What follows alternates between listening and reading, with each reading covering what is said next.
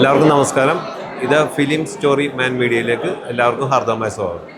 ഇന്ന് ഈ ചിത്രത്തിൻ്റെ ഈ ബാലൻ എന്ന് പറയുന്ന ചിത്രത്തിൻ്റെ വിശേഷങ്ങൾ പങ്കുവെക്കാനാണ് ഞാൻ എത്തിയിരിക്കുന്നത്.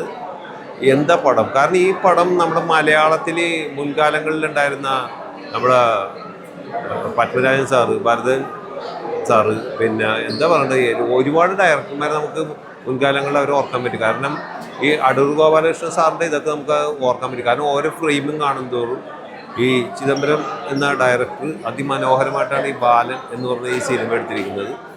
ഈ ഫിലിമിനെ കുറിച്ച് പറയുകയാണെങ്കിൽ ഒരുപാട് പറയാനുണ്ട്. കാരണം ഞാൻ പറഞ്ഞാലും തീരാത്ത വിശേഷങ്ങളാണ്.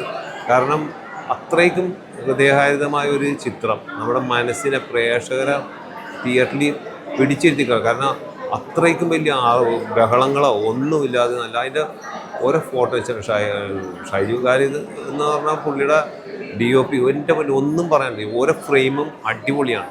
പിന്നെ അതുകൂടാതെ പറയുകയാണെങ്കിൽ എൻ്റെ റൈറ്റിംഗ് ജിത്തു മാധവൻ സാർ ഒന്നും പറയാനില്ല. കാരണം ഇങ്ങനെ ഇത്രയ്ക്കും തിരക്കഥയിലൂടെ നമ്മുടെ ചിദംബരം എന്ന അദ്ദേഹത്തിന് നല്ലൊരു സിനിമ ഡയറക്ഷൻ ചെയ്യാൻ വേണ്ടി വളരെയേറെ ഭാഗ്യം ലഭിച്ച്. കൂടാതെ ഇതിലെ കാസ്റ്റിംഗ് അടിപൊളി, നമ്മുടെ ഗണപതിയുടെ കാസ്റ്റിംഗ് അടിപൊളി. പിന്നെ എൻ്റെ കോസ്റ്റ്യൂം എന്താ, ഓരോ ഫ്രെയിമും ഇതിൽ ഗ്രാൻഡ് മദറായിട്ട് അഭിനയിച്ചിരിക്കുന്ന അവർ എന്താ പെർഫോമൻസ് ചെയ്തേക്കുന്നത്. കാരണം നമ്മളെ എന്താ ചിന്തിപ്പിക്കുകയും ചിരിപ്പിക്കുകയൊക്കെ ചെയ്തിട്ടുണ്ട്. കാരണം ഒരുപാട് ഈ കഥാപാത്രങ്ങളെ ഇതിൽ നമുക്ക്, കാരണം വിരലിലെണ്ണാവുന്ന കഥാപാത്രങ്ങളാണെങ്കിലും വളരെ മനോഹരമായിട്ട് ചിദംബരം എന്ന് പറയുന്ന ഡയറക്ടർ എടുത്തിട്ടുണ്ട്. പിന്നെ നേരത്തെ പറഞ്ഞ പോലെ ഗണപതിയുടെ കാസ്റ്റിംഗ് അടിപൊളിയായിട്ടുണ്ട്. DOP ഒന്നും ഒരു രക്ഷയില്ല. ഷൈജുകാരി എന്ന് പറഞ്ഞ പുള്ളിയുടെ നമ്മൾ പല ചിത്രങ്ങളിൽ കണ്ടിട്ടുണ്ടെങ്കിൽ ഇതിൽ ഓരോ ഫ്രെയിമും നമ്മളെ അതിലോട്ട് ഇപ്പോഴും ആ സിനിമ കണ്ടിട്ട് നമുക്ക് ആ മനസ്സിൽ നിന്ന് മായാത്തൊരു ചിത്രമാണ് നമുക്ക് തന്നേക്കുന്നത്. എന്തായാലും ഇതിൽ അഭിനയിച്ചിരിക്കുന്ന ജൂനിയറായിട്ട് വന്ന ബാലനായിട്ട്, പിന്നെ ആ ബാലൻ്റെ കുറച്ച് 6 വർഷങ്ങൾക്ക് ശേഷമുള്ള ആ കഥാപാത്രവും ഭയങ്കര പെർഫോമൻസ്. ആ പിള്ളേരൊന്നും പറയാനില്ല. കാരണം എന്താ പിള്ളേരുടെ അഭിനയം അഭിനയിച്ചേക്കുന്ന നമുക്കാണ്. പിന്നെ ജീൻ പോൾ ലാലേട്ടൻ്റെ മകൻ ഒരു രക്ഷയില്ല. കാരണം ഇടയ്ക്ക് നമുക്ക് ജീൻ പോളിനെ കാണുമ്പോൾ ലാലേട്ടൻ്റെ ഇത് ഓർമ്മ വന്നു.